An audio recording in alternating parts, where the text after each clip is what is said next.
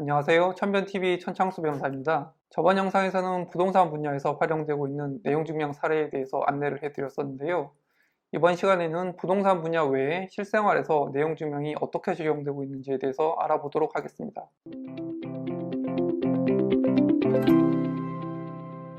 첫 번째 소개해드릴 사례는 요즘 헬스클럽이나 피트니스 센터, 요가, 필라테스 같은 곳에서 개인 PT를 많이들 받으시는데요. 이러한 PT를 받는 과정에서 여러 이유로 환불을 받아야 하는 상황이 생기게 되는데, 이런 경우 센터에서는 환불을 해주지 않거나 차일피일 미루는 사례가 많아서 이런 경우 법무법인 명의로 내용증명을 보내게 된 사례입니다. 2020년경 A씨는 땡땡땡이라는 헬스클럽에서 PT 1회당 4만원대로 60회 총 250만원과 헬스장 및 라카 이용료로 50만원을 추가해서 총 300만원이 넘는 금액을 결제했습니다. 그러나 의뢰인을 담당한 트레이너는 식단 관리도 해주지 않고 주 1회만 스케줄을 잡는 등 불성실하게 진행했고, 이에 의뢰인은 헬스클럽에 환불을 요청하였으나 헬스클럽 측은 중도 해지 위약금 10%를 공제하고 PT 환불 시에는 할인금이 아닌 원가로 계산하여 환불해준다고 하면서 실제 환불금이 입금되려면 2개월이 걸린다는 터무니없는 답변을 내놓았습니다. 이에 의뢰인은 저에게 내용증명 발송을 요청하여 제가 내용증명을 작성해서 보냈는데요. 의뢰인이 실제로 이용한 PT 횟수를 제외한 나머지 횟수에 해당하는 PT 금액과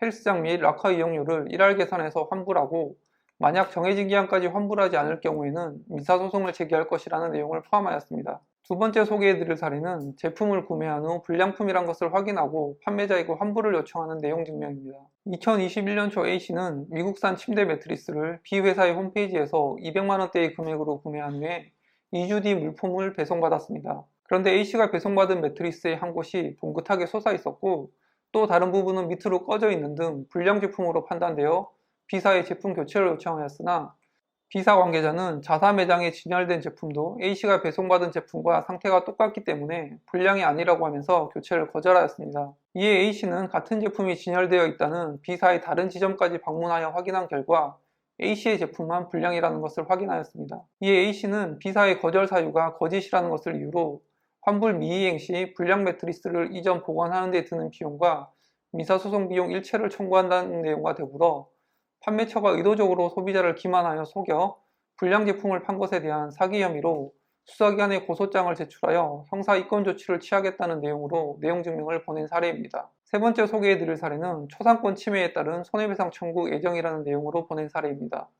A씨는 2019년에 모 이벤트 대행사를 통해 프로포즈 이벤트를 의뢰하면서 80만원대의 금액을 결제하였는데요. 당시 별도의 서면 계약서를 작성하지 않았고 구두로도 이벤트 촬영 영상을 홍보 목적으로 이용하거나 온라인상에 업로드한다는 내용을 고지받은 적이 전혀 없었습니다. 그런데 해당 이벤트 대행사는 2019년 7월부터 2021년 4월까지 무단으로 A씨의 프로포즈 영상을 유튜브에 게시하여 영업 목적으로 활용하였습니다. 이벤트 대행사 측이 무단으로 업로드한 영상에는 의뢰인의 얼굴이 아무런 모자이크 처리 없이 노출되었을 뿐만 아니라 이벤트 대행사를 홍보하는 업체명까지 표시되어 명백하게 영리 목적으로 활용하였기에 초상권 및 인격권 침해에 따른 불법 행위로 손해배상 청구를 한다는 취지의 내용증명을 보낸 사례입니다. 마지막으로 소개해드릴 사례는 체불임금 잔액 및 현장별 경비 사용에 대한 청구권으로 내용증명을 보내게 된 사례입니다.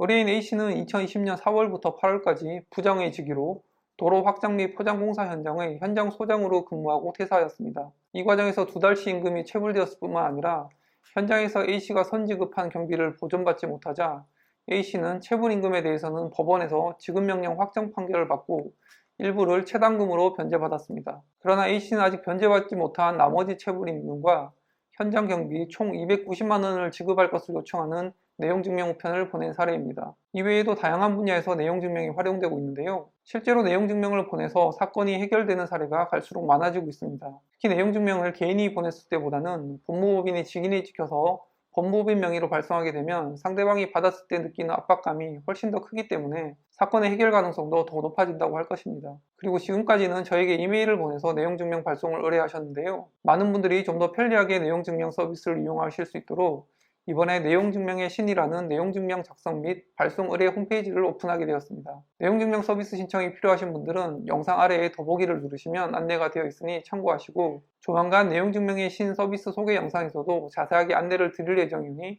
많은 이용을 바라겠습니다. 감사합니다.